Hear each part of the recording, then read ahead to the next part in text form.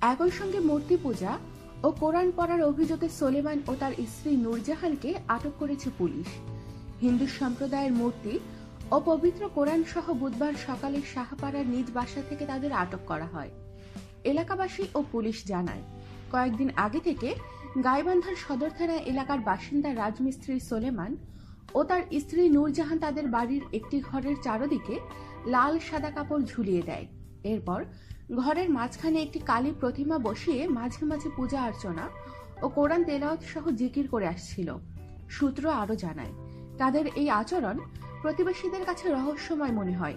এক পর্যায়ে বিষয়টি এলাকায় আলোচনার ঝড় তোলে।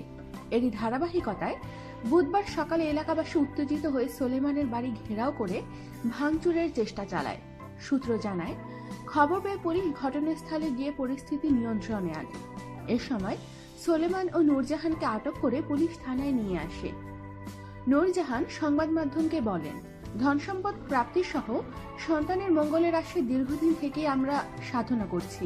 কিছুদিন আগে স্বপ্নের বাড়িতে কালী পূজা ও কোরআন তেলাওয়াত সহ জিকির আজকার করার নির্দেশনা পাই। সদর থানার ভারপ্রাপ্ত কর্মকর্তা মসিউর রহমান সংবাদ মাধ্যমকে জানান, একটি মানুষ কখনোই দুটি ধর্মের অনুসারী হতে পারে না। ধর্মীয় অনুভূতিতে আঘাতের অভিযোগে তাদের আটক করা হয়েছে। তিনি আরো বলেন, এরপর তাদেরকে আদালতে সোপর্দ করা হবে। আদালতের আদেশ অনুযায়ী প্রয়োজনীয় ব্যবস্থা নেওয়া হবে। আমাদের সাথেই থাকুন আর সাবস্ক্রাইব করুন।